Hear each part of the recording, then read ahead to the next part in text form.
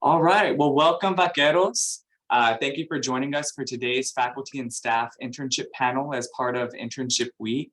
My name is Jack Caulfield. I'm the internship program manager within the Career Center, and I will be serving as today's moderator. I'm extremely excited to host this presentation. Today, you will be receiving valuable insight on internships from our very own staff and faculty of UTRGV. Today's event is being recorded for later viewing. So I do ask that each of you mute your mics to allow for clear listening. I will be opening the floor to our audience to engage in questions towards the end of the presentation. And you may also submit your questions in the chat and we will address them at that time. An attendance link will be shared for check-in at the start and during the presentation. I do ask that you please check in for today's event. We do have students that are also required to be here as part of class or student organization, so this is going to be very helpful for you as well. Now, before we get started, I would like to first acknowledge the Division of Governmental and Community Relations for partnering with us for this special event.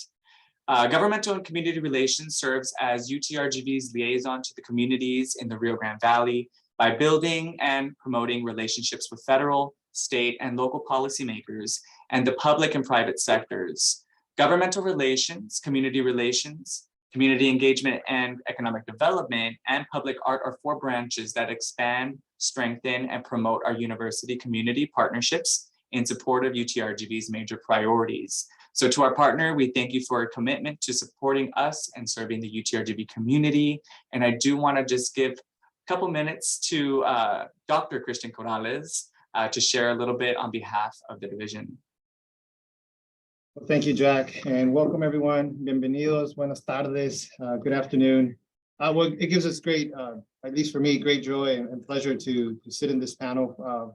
But a little bit, you said it so eloquently and so well, Jack, about the Division for Governmental and Community Relations. We take great pride in the partnerships that we create and leveraging the assets and resources that exist within this rich region, which is the Rio Grande Valley. We put emphasis and value on the mutually beneficial relationships and partnerships that exist because most of the students that come to our university are from these communities, are from these sectors and areas in across the Rio Grande Valley. So in this reciprocity and providing opportunities for our students to connect to organizations, to nonprofits, to municipalities, to opportunities to vote. I mean, it's very expansive, but I think that university and community partnerships, luckily here, does not exist in a silo. It's very collaborative, it's very integrative. And then we have great examples like Dr. Leonard and the work that she does.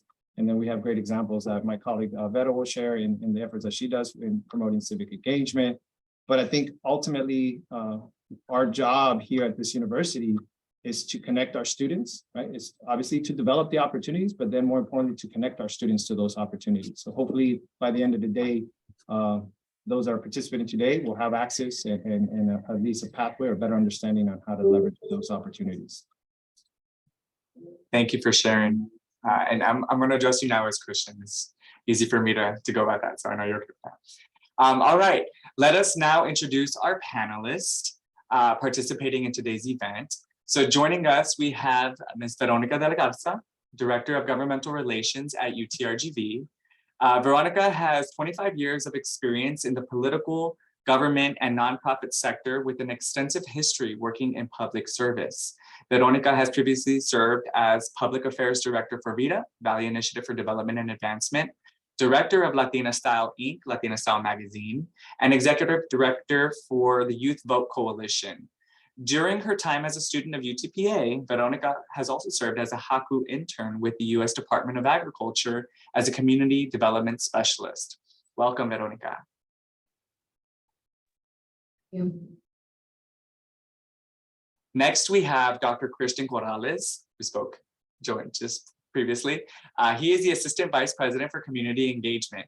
Christian is an experienced community relations expert with an excellent performance record in managing higher education programs and fostering community partnerships. In his previous roles, Christian has served as Director of Community Relations at the University of Texas, El Paso, and prior to that, serving as Experiential Learning Program Coordinator at the University of Texas, San Antonio. He is very adept at networking, building relationships, public speaking, mentoring, and program development. We're glad to have you, Christian. And last but not least, we have Maria Leonard, Assistant Professor of Practice at UTRGV's Robert C. Vacker College of Business and Entrepreneurship. And Maria specializes in teaching upper-level courses in business ethics, sustainability, management, and leadership and organizational behavior. Maria has over 20 years of experience, management experience in leadership positions in apparel manufacturing in the US and Mexico. She serves as trainer for the Youth Entrepreneurship program sponsored by the US Hispanic Chamber of Commerce Foundation and acts as a corporate trainer for the Texas Manufacturing Assistance Center at UTRGV. She has previously served as faculty internship coordinator at the College of Business and is very active in the community. Welcome, Maria. Thank you. Now, first off, I would like to express my sincere appreciation for taking the time to share your insights and honest feedback regarding experiential learning, namely internships, best practices, and more. As a university community, we see a need to do more homework and further explore how to best serve our community and job seekers. So as we begin, I would like to direct my first question to Maria. Maria, today's panel revolves around the topic of internships. Now, internships are highly valued or in much demand by students. Given your experience as a faculty internship coordinator and supporting students with internship preparation, can you share some of the benefits of participating in internships? Absolutely. Thank you so much for the question, Jack, and thank you for having me here. I am so excited to see so many students attending the session today. Thank you for your efforts and on behalf of the Career Center. So I don't think that enough students are placing value on internships yet. I think that the numbers are growing and the awareness that the university is creating through events like this is improving those numbers. But I believe that we should have 100% of awareness and all of our students should be really interested in achieving an internship. And let me tell you why. Because an internship is not only a way for them to get real world experience on the concepts and theories that we are teaching them in the classroom, but it's also a perfect way to add really substance to their resume. We understand that as students, we are not going to have 20 years of experience behind us when it comes to work, but doing an internship, as a matter of fact, doing several internships during your college career will really allow you to determine what route you want to take once you graduate and also add that real world experience that employers are looking for. I agree 100% on that. And you mentioned we want a lot of students to be pursuing internships, if not one, but more. Is there a minimum that you would recommend for students to have internships experience? At least one. But I know students who have done 3, 4, even 5 during their college career. I know that it's difficult to get internships as a freshman or even a sophomore, but that should not preclude them from trying. And definitely once you are a rising junior, you should be looking at doing an internship either during the regular semester or during the summer so that you can enhance that learning experience that you're getting. Wonderful, wonderful. Now, another question for you, Maria, on the flip side, what are some of the biggest challenges students are facing when applying to internships? So I think that the biggest challenge they face is actually getting to apply. As you know, many of our students, a large percentage of our students have to work. And unfortunately, in some cases, they just don't see the value in leaving that job at, I don't know, McDonald's or Domino's or at the mall to pursue an internship that can be a temporary endeavor. So because they have to pay their bills and they have to make ends meet, they think that if they leave that part-time job that is not really adding any value to their major, they're actually putting at risk their financial well-being. So it is, I think that once they realize that the value of an internship goes further than just the money that they're going to make, they will understand why it is important for them to pursue it. The other thing that that I think is difficult for them to understand is that they're not going to get the first job that they apply to. So thank God, if you go to Handshake right now, there are tons of different internships in all kinds of disciplines where they can apply. So having the discipline to apply to more than one and to be active on Handshake and other platforms on a regular basis is also a challenge, because like I said, many of our students are working sometimes even 40 hours a week and carry a full class load. So I think that those are some of the challenges that I've seen them experience, but it begins with understanding the value. Love that response. And yes, internships, I would say, are very valuable for students. And even if they did have part-time job experience, all experiences are good, but that relevant working experience, whether it's pertaining to your major, your field of study, or your career interest, that's going to make you more marketable as a student, I feel. Now, my next question goes to Christian, and it's kind of, bouncing off of what Maria has shared. Given some of the challenges students may face, what educational preparation do you feel is necessary for students as they prepare for internships? Are there any tools or resources that our faculty and staff can offer to support our students? That's a very good and loaded question there, Jack, and putting me on the spot. But let me back it up a little in the best that I could, and to kind of piggyback and add to what Maria mentioned. So I think I've always looked at it as an internship as test driving your career, right? A lot of our students come in and they come in and they select the major, and not all majors are linear, right? And so some require particular specific skills. So with that, I say, because not only an internship exposes also students to if the career of choice or the major of choice fits within what they want to do. And unfortunately, at times, a student will go through their 4 years, 5 years, 6 years, and they get their degree, and then they go into the field in the major that they got the degree in with no experience or little experience, without making that informed decision. So I think it provides an introduction of what is required or necessary to be successful, or at least the environment of what you were going to subscribe to as a professional. But in going back, the preparation of a student in their approach, I would say is twofold. Oftentimes, we tend to put all the emphasis and onus on a student to go seek and reach and do. But it's a very interesting process if they struggle in navigating how to get from, say, point A to point B to point C, and then internship. So I think the responsibility of offices like yours, Jack, and individuals like yourself that oversee specific programs, or even our area within community engagement, is we are here to serve as connectors. We're supposed to broker these opportunities and make these introductions and facilitate for our students how to prepare so that they not only apply, but hopefully if they get to interview, how to articulate and showcase their strengths. And so I think we do a good job, but sometimes students are felt isolated in not knowing how to navigate that space.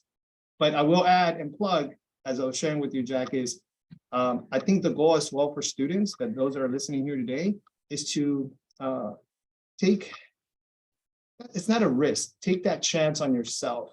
And it doesn't necessarily always have to be an internship. It could be any form of experiential learning. So you could volunteer and gain experience and broaden your network and connect with people that could offer you, the next opportunity. Do service learning, right? Through the designated service learning courses that are offered here at the university. Anything that could broker and connect you and expose you to an outside entity or that could connect you to a group of individuals here at the university. That will grow your network, and then hopefully through that network you can utilize it to make those connections that are necessary.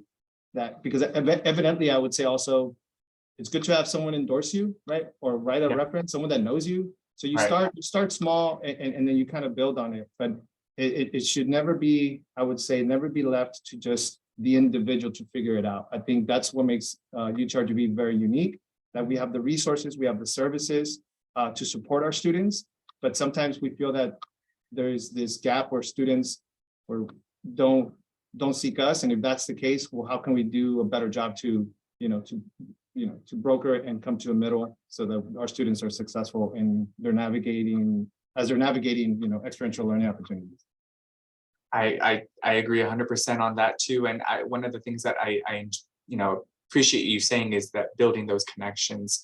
One of the biggest benefits of internships is that component of networking. And all of you all in here, all our panelists are great networking individuals. We have that drive to build connections with people, whether that's in the community, on a national array of opportunities that we connect with. And then I look also at Veronica because I'm going to have her speak up next on that behalf. But great communication skills goes a long way for our students. And some of the ways that they can start building on these experiences is getting in the community, right?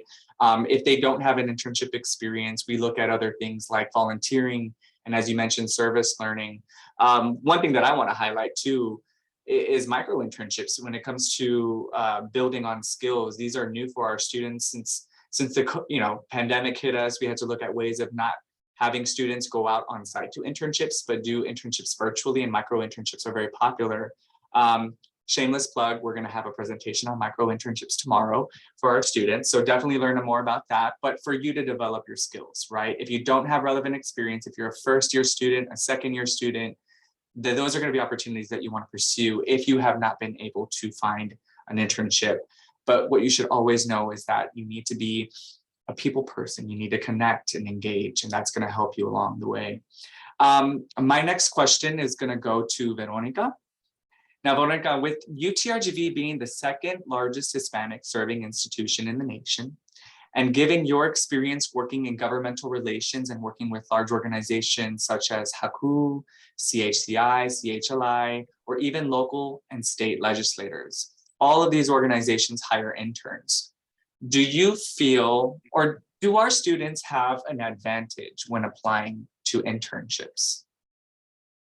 So I think it depends. And I know that's not the answer anybody wants. It really, and I'm looking, Carlos was sending some chats on terms of, his process in applying for internships. It's a combination for our students right now. They do have an advantage with HACU, Chile, and CHCI. Why? Because we've very proactively made sure we've strengthened that relationship. So sometimes, the reality is our students are one of thousands, if not millions of young people across the country who are applying for internships. As UTRGV staff, we really make sure that on the executive level, we're communicating with this, presidents and CEOs of how amazing our students are and, all the benefits that come. For a lot of our students, I always share, I'm like, you're never going to find anyone who's harder working, more aware. But just like a gem, just like a diamond, when you see it on a ring, that's not how it came out of the ground. So for a lot of us, a lot of our students in our community, since we're living in major cities, there's some polishing that has to be done. And that's where that internship opportunity comes in. And we also, in terms of Jack or whoever is mentoring you, we're here to help you guys make sure we're presenting you in the best way possible, but knowing this is a growing experience. No one's expecting you to come in perfectly, but I'm also not going to lie to you. I worked with a lot of people in the Ivy Leagues, and there are some students who come in with the perfect resume and the perfect background.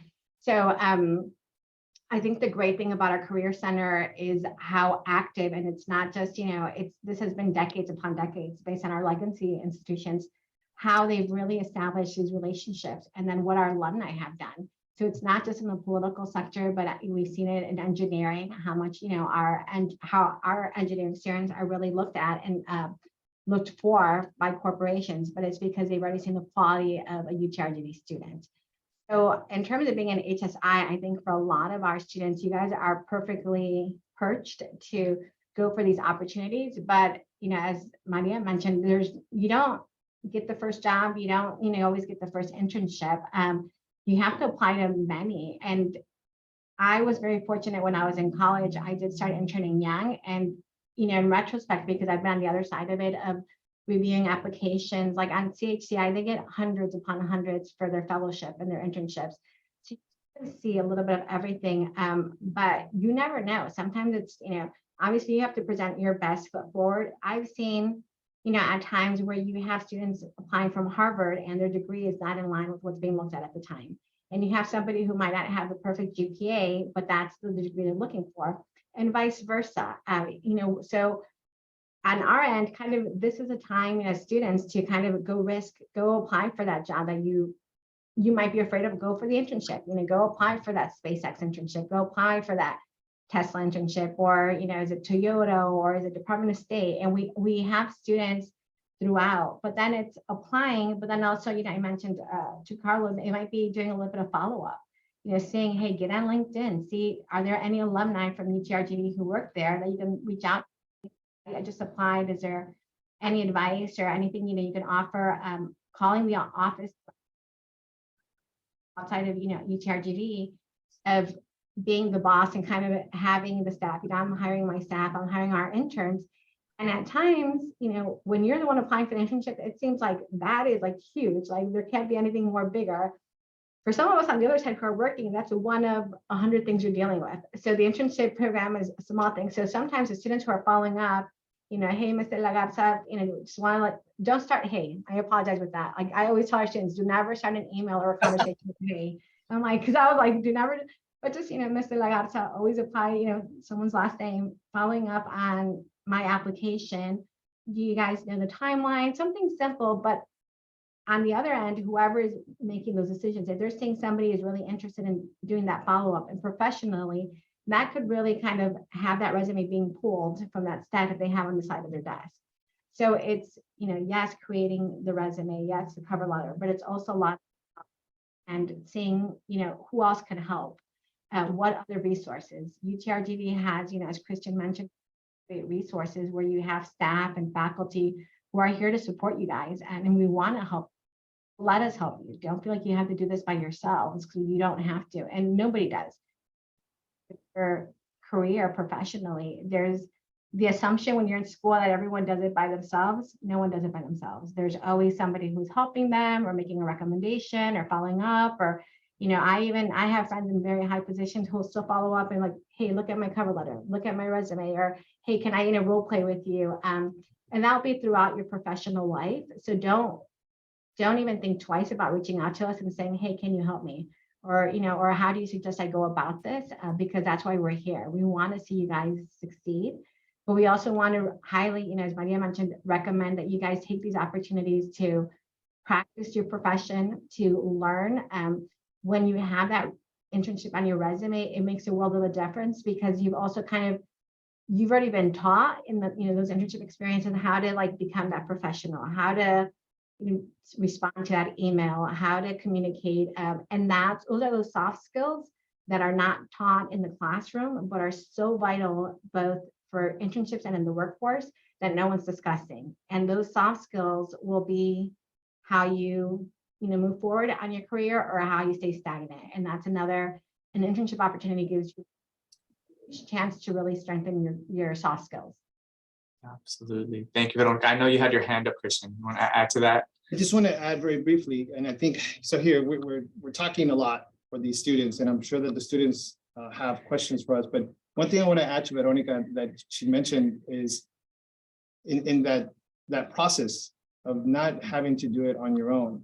However, there's oftentimes, not just at UTRGV, but in all universities, that students don't have the confidence or don't feel like they lack the approaching of a professional, say like yourself, Jack, or Vero, or Dr. Leonard. But I think you need to take, that's what I'm saying, you need to take that leap into it, right? You got to lean into it, and because we all know here that it's highly important, right, to gain experience. If you're trying to connect your major to a career and get exposed to it and kind of develop and the skills necessary to be successful, it has to start with establishing a network that could position you and help you to get to where you need to be. So there's this whole self-made man, self-made woman ideology it's very seldom. So it takes a group and a supporting group that could help you guide. I used to teach a leadership class, but that involved kind of looking for the career. And one of my assignments was go find the person that you want to be in the workplace. So if you're a nurse, go identify someone in the community or within your family and have a conversation of getting that information that, okay, what were the steps? What did you do? Go find that person. You'll be surprised in the response that you get. And even if you get rejected or you don't get a response, go find somebody else. If you want to be an engineer, if you want to be, a lawyer, if you want to be a teacher, there's not one right way to be the professional. But you do have, I would encourage the students here, I would challenge the students that you do need to take at least a step into that network, because we've all heard the same, right? It's not what you know, but who you know. But I will add more importantly is what they know about you. So that is, so as you establish these relationships and you create this network, it's going to be useful down the road. Mm-hmm. I mean, I want to just add that to Veronica's comment, because she's spot on. Don't feel like you have to do it alone, and there's so many resources that should be taken advantage of. Absolutely. And I do have a question that I want to ask, kind of related to what you all are talking about, but there is a question in the chat from student Carlos Zapata that I'd like to address to all panelists. The question is, we have been told if we want to work in something specific, to attend events and connect with professionals in that field in mind, to network and find internships, as well as connect with these people. But how do you network without feeling tacky or opportunistic? Do you need a business card or portfolio, or how do you present yourself without feeling like you're just there for a job? Pretty good question. It's a loaded one too. I can do maybe the first round of responses. And the beauty of you guys being students is you're never going to be seen as tacky or opportunistic. If it's somebody probably at my age or in my career level, I'm just kind of like, hey, you want to go have coffee? It's very different. When I was in DC for many years, and one of the things, like kind of the Ivy League, community would always share is, when you're a student, it's a perfect opportunity to ask somebody who is, President Bailey, or is that senior VP, or is, that Toyota executive, to say, do you have, 10 minutes to have coffee with me? Because I wanted to ask, some career advice. And most of us, the reality is they might not make time for their colleagues, but they will make time for a student, because we've all been there at one time. And when you're at these events, there is nothing wrong with you. And I know even with our student staff, I encourage them to, present yourself. You're like, hi, I'm, Veronica Lagarza. I'm a student at UTRGV. I'm studying political science. My goal is, one of my immediate goals is to intern for you. Can you share how I can do that? There's nothing wrong with that. If anything, it makes people like, oh, this is great to know. Like, let me give your contact info. We don't expect, you guys to have your business cards or anything. We should be giving you ours. But the fact that you come up and tell somebody this is what my goal is, or, my goal is I want to, start my career off with your company. How do I go about that? That's part of networking. And there's nothing tacky about just being straight and direct.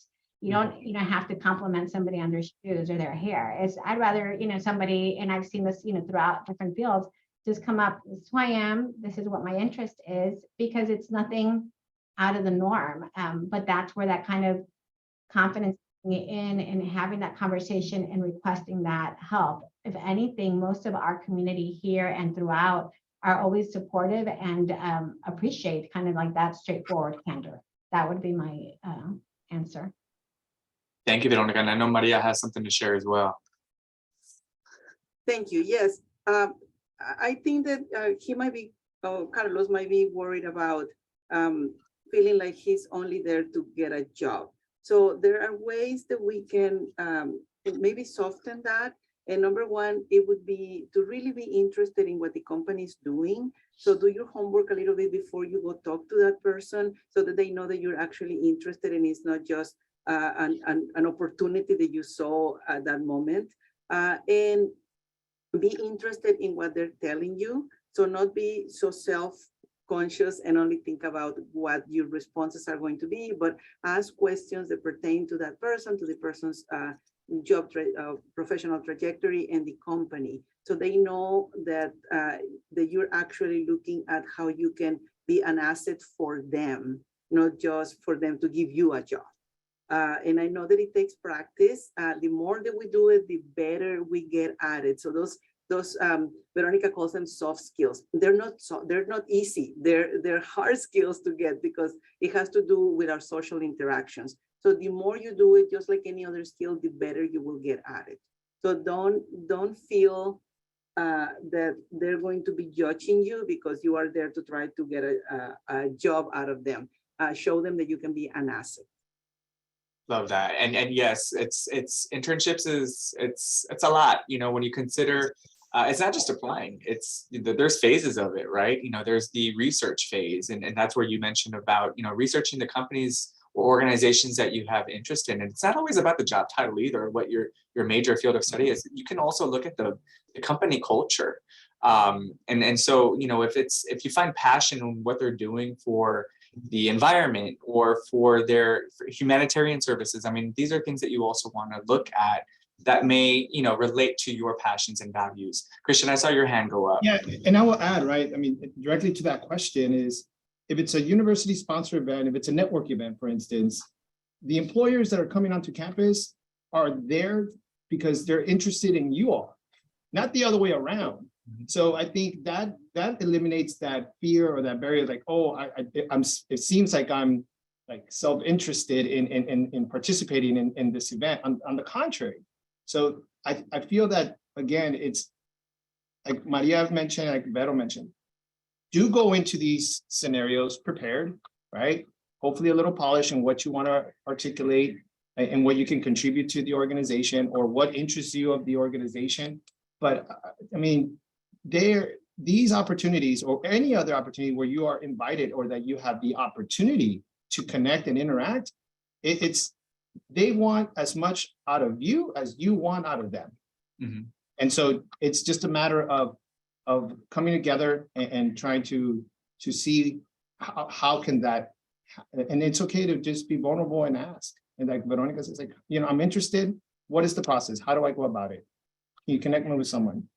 And so I think that's what the university brings these sponsored events to make these up, to offer and make these connections. And it's y'all's jobs as students to, again, lean in, take that first step and introduce yourself, but in a way that it's a mutual beneficial interaction, right? Hey, I hear that you're this company that does this. I'm interested. Hey, I did, you know, that, or I worked on this.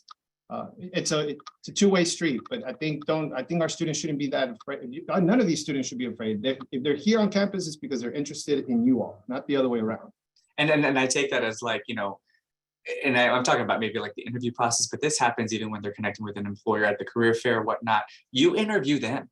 It's not the other way around, right? Yes, they want to get to know you, know what, you know, your experiences, but this is your opportunity to shine and do your research ahead of time, but ask all those questions about the opportunities, about what they're looking for in candidates, what makes them more marketable or competitive as they're applying, because, you know, you understand that there's other students within your field, within your college or other institutions that are also applying. So what will make you stand out? So always knowing exactly what questions to bring ahead of time, so that way you look more prepared, and that also is going to help you stand out even more. Now, I do want to shift into something that Christian had mentioned earlier, and I'm going to ask it to you, Christian, but this is going to be open to any panelist, Maria or Vero. In the world of internships, mentors are invaluable. So a mentor offers professional expertise as well as the support to a less experienced colleague or individual, in this case, interns, right? Can you share with us what makes a great mentor? Yes, there's an array of things. I would say a mentor is selfless. A great mentor is selfless and has the best. They have their best interest in who they are mentoring. They're wanting to develop, and I always kind of approach my mentoring when I mentor a student. What can I do for them or for this individual to be successful? What are the barriers that lie ahead, and through my network and resources, can I help this individual? So it's a great mentor is selfless, is giving, is taking the time to nurture in this professional relationship or mentorship relationship, to aid and help and promote the mentee to understand the path and navigate that path with the mentor as their kind of safety net. So the mentor's not there to do the job for them or to kind of, enable or handhold, is there to guide, provide perspective and feedback as the mentor sees best fit. So again, it's this open-ended relationship that hopefully it goes back and forth, but I would say a good mentor is selfless and giving. Love that. Vero, Maria, do you have any advice or? I would like to add that it's great to have a mentor. I say this in my classes. A mentor should be somebody, like Christian said, that is promoting you, that is giving you network opportunities and becoming your sounding board so that you can discuss ideas and aspirations with them. But I think that it's very important that we don't only limit ourselves to one mentor. I think that the idea is that we should grow our network daily because nobody knows everything. So you should have people who mentor you in different areas of your life, in different professional and personal and social areas. So look for the people. Carlos is asking, how do you find a mentor? Look, Christian has a great idea in the class that he taught on leadership. Look for people that you admire, people that are in the positions that you wish to be in the future. And approach them. Research is showing that women and minorities take less advantage of mentorship opportunities in companies, even with the mentorship opportunity is a structure within the company. So don't be afraid to raise your hand. Don't be afraid to knock on somebody's door if you think that that person can be a good mentor for you. I would add, as many others mentioning, there's not, when people mention mentor, you have like this one thought of this one person. And don't think of mentorship like that. There's different mentors at different part of your lives. As you guys are applying for internships or work, Jack will be your mentor because he's somebody who is invested in you, and you want to be able, a good mentor, really, you want to be able to be honest. You want to be like, Jack, I'm afraid of this, or how do I deal with this, or this is my concern. And that's something, throughout your career, you want to find somebody who you feel will give you honest feedback, but also it's because a real concern. But somebody you can also go to, there might be somebody who's just a mentor for certain aspects of this profession or this thing you want to do. And there are other people that you can go to, like, hey, I'm, who can look at you more holistically, because you do want a mentor that you can have an honest conversation with. Like you guys are sharing with us, like, hey, I'm worried about this. Can you look at my resume? Or should I be going about this way? Or how do I dress? Or everything to like, how do I, can you look at this email? Your good close friends could also end up being mentors. And they might be a year or two older and might have a little bit more experience. And then themselves, you might just see it as friendship, but what they're doing is they're also mentoring you and teaching you from what they've learned. So definitely, I'm trying to make sure it's somebody that you feel you can have that open and honest conversation with, but don't always feel like there's just one mentor, that's going to be the mentor. Right. And I think that's typically what people may think is that it's just the one or maybe the two, but it's many. It could be mentors that are professionals in the industry, but also your peers can be mentors, right?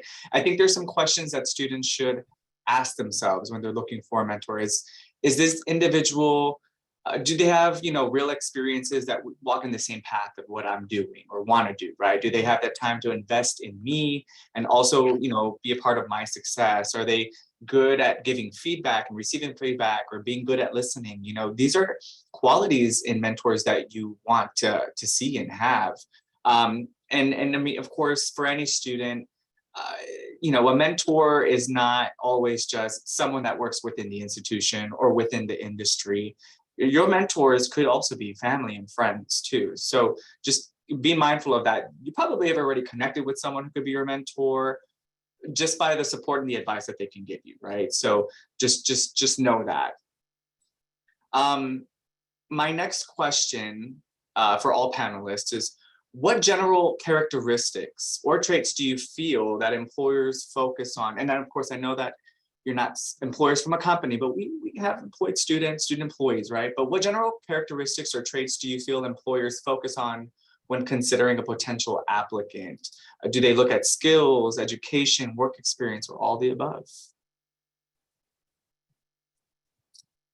Go ahead, Veronica. Obviously, I think all the above is important, but the first thing I know that can be a make or break it is your communication skills. when I mentioned, don't say, hey, like, as I said, like, those are, how you communicate. I know, and I've shared this with some of our student leaders, and they kind of look at me and I'm like, I'm telling you this because I care about you guys. If you're approaching somebody the first time and don't start with like, hey, Vero, like, you're not my friend. You know what I mean? It's like, I've been out of college for 25 years. Everyone is still a Mr. Couples, a Mr. Corrales, a Miss Leonard, until there is a different relationship. You can never go wrong with being professional and being overly cautious. So make sure you're communicating like, good afternoon, Miss Coffel, this is Veronica. Do you have a couple minutes? Can I ask you a couple of questions? But you want that communication of professionalism, because ultimately, if you get that job, you're a reflection of that corporation and of that person who hired you. Taking that leap of faith, but you're also a reflection of their decision making. So you want to be your emails to be professional, your communication on the phone, you're leaving your cell phone number for that to be your callback. Make sure whatever your voicemail is professional. What you're presenting is professional, how you're presenting. So those are communication are the first thing that somebody can have a beautiful resume. And if I'm afraid of them picking up the phone on my behalf, that person is like off. And if they can't communicate with me on the phone or on email, I'm like, doesn't matter what's in the resume, that they're never going to move forward. So, make sure you guys really are cautious in how you communicate, especially initially, until you get to know your office's culture, what the norm is. Later on, text with your boss, everything might be the norm in your office, but let your boss tell you that. Don't start off like that way. First names might be the norm. Wait until they tell you that. So it's always good to how you communicate and present yourself, I think, are really important. And then everything comes into play.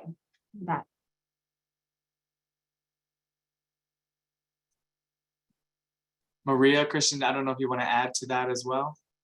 I think that as far as the technical ability, it varies from industry to industry. We see, for example, in accounting, our employers, especially with the Big Four, are looking for very high GPAs and very specific skill sets. So depending on your selected major, obviously you want to mind your GPA. I'm not asking you to have 4.0s, but do understand that GPA matters. And especially because in some cases, the employer will not even consider somebody who has a lower GPA. But you want to continue to think about those social skills, those communication skills that Veronica mentioned, that will signal to an employer that you are ready for the professional world. I talked to an employer with one of the Big Four accounting firms who was looking for with people with very high GPAs, but he also said, I need somebody that can translate data into useful information. So those analytical skills that hopefully you are developing in your classes and other interactions, I think all employers across industries are looking for, and also those social skills that will allow the employer to take you to lunch with a customer and you know how to conduct yourself in a way that is professional. In addition to this, Jack, I appreciate Vero's and Maria's comments here. It ties to first impressions, right? We're talking a lot about the interactions and how you carry yourself, how you present yourself, and how you sell yourself, what you say, what you know about, the individual or the company that you are interacting with. But it seems also, as it may be the case for many of our students here, is figuring out how to stand out in a pool of candidates, especially when you're applying without much context or information or referral. I would say that, and I'm going to take it back because you mentioned some skills, and this is where the Career Center exists, and they will help individuals and students really find in what their strengths and what they could offer for the position that they're applying for. But I think in some way, you need to create that you're a problem solver, right? That you're a thinker in a way that you could help this company based on your experiences, right? Based on what you've been learning in the classroom, based on your experiences with professors. How can you take all that knowledge and solve the problems that whatever company you're applying for are dealing with. And so that's really hard to convey on a piece of paper. But I think if the moment presents, whether it's face-to-face, those are the little scenarios or little snippets that the student should prepare and share. I did a project with my professor, or I'm working on so-and-so. So you present yourself in things of action, right, of what you're doing. I think another thing that companies look for very much so, and this is not me, this is through I think the latest NACE survey that I read, is their ability to work with others and interact and contribute in that diversity of discourse of, and collaboration. So, and then I think one of the other ones that often get overlooked, but that all of our students here at UTRGV, I can assure you have above most, if not all other institutions, is demonstrating that your strong work ethic. And I think, again, but this is how you convey that on a piece of paper, on a resume. You guys are the experts, Jack. I'll give you that as your homework and your challenge. But I think if any of these students have that opportunity, that face-to-face opportunity in a social setting, in a network setting, I would challenge the students, or I would recommend for the students, not challenge, but recommend them to come up with these little scenarios, kind of practice it a little bit, because you're selling yourself. And to tie what Veronica and Maria mentioned, it's about first impressions, right? Because you don't know if you're ever going to have that opportunity again. So you got to maximize and make the best out of that opportunity.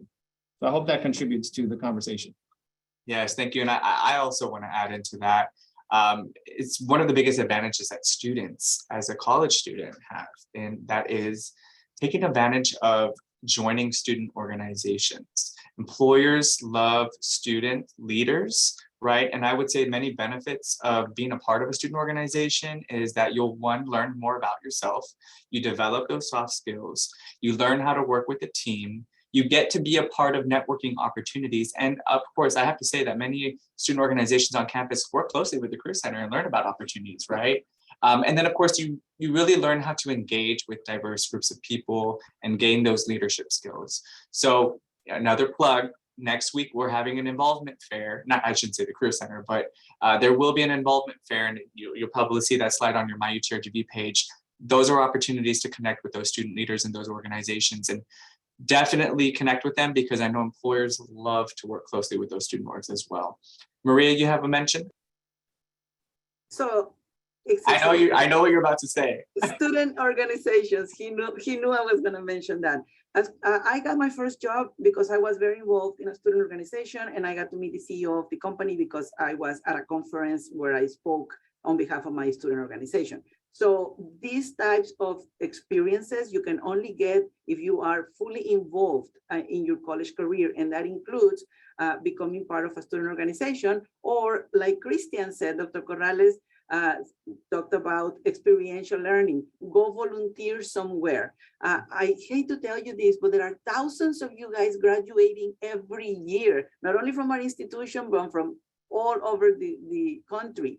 And what's going to make you stand out is what you did besides getting that degree.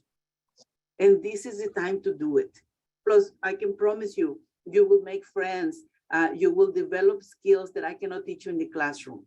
And if you go, for example, look at the engagements on with Dr. Corrales, talk about places in the Valley that need your help.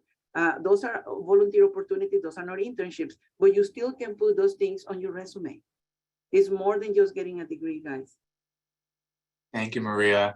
And I know we have about 7 minutes, so I do want to look into the chat really quick. I see there's a question, and if we haven't, okay, from Valerie.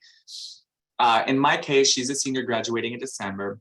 When she's applying to multiple internships/jobs to see which one is better and hires me. I'm sorry, when I'm applying to multiple internships and jobs to see which one is better and hires me, but I am waiting till after December to work full time. How would you tell them that when applying early? I hope I read that right.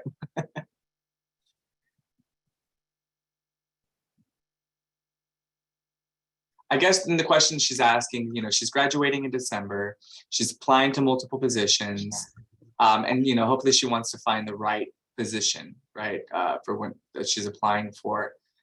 How do we inform them of that early as they're applying?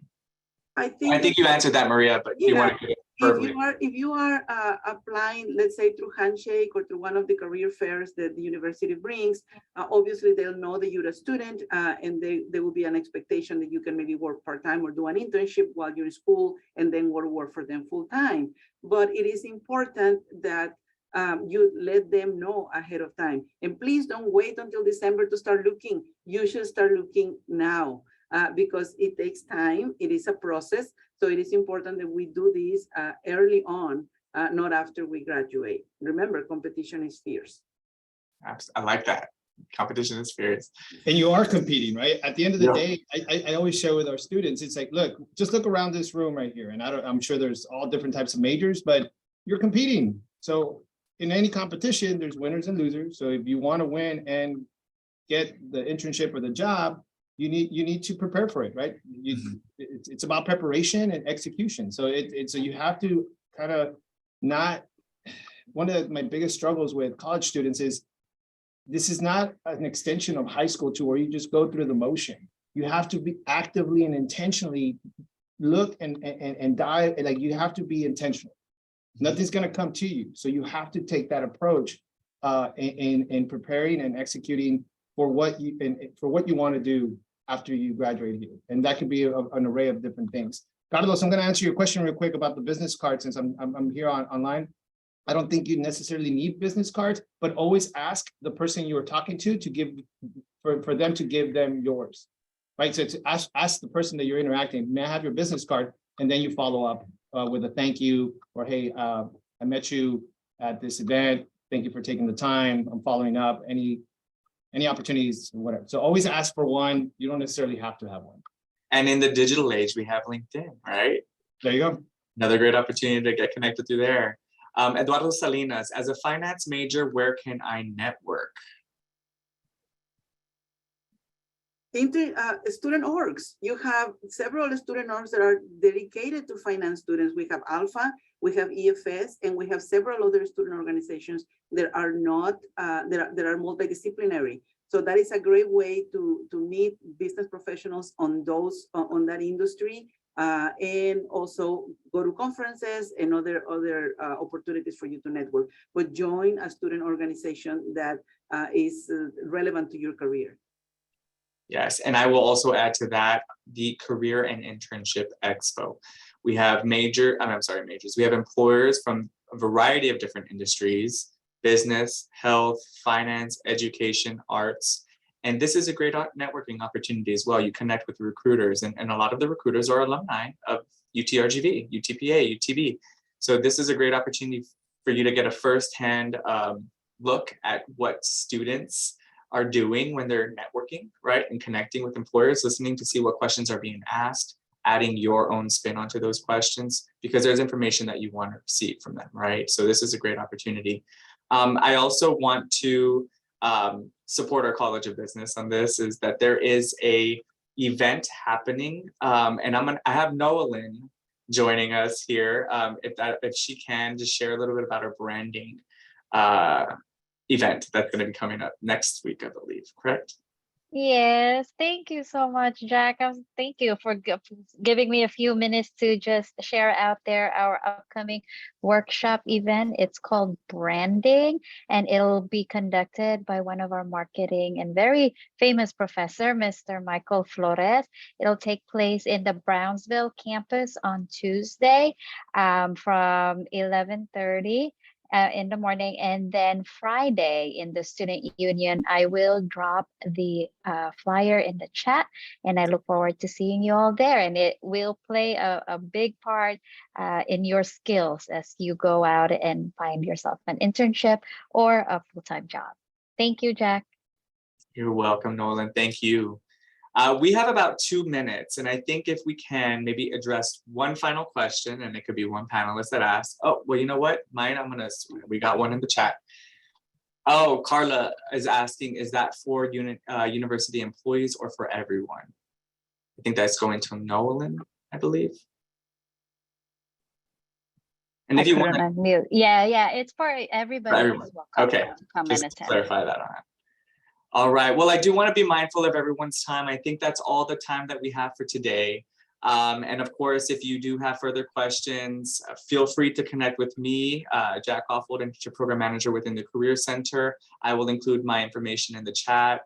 If there was specific questions that you have for your panelists, I can also provide you with their contact, their email, or share those questions with them. But I also want to make sure that we are taking the time to thank all our participating panelists. So Veronica de la Garza, Dr. Christian Corrales, and Maria Leonard, thank you for your contribution and involvement in today's event. I think we can all give a digital round of applause, right? Send in those little reactions, the claps. So if we can do that, a little clap for all of you. Thank you guys for allowing us to spend some time with you, and please feel free to reach out with any questions. Yes. Thank you, students, for the opportunity to talk to you all today. Again, lean in, go get it. Wonderful. And I do want to thank you all again, especially the Division of Governmental Community Relations for their support and their partnership for today.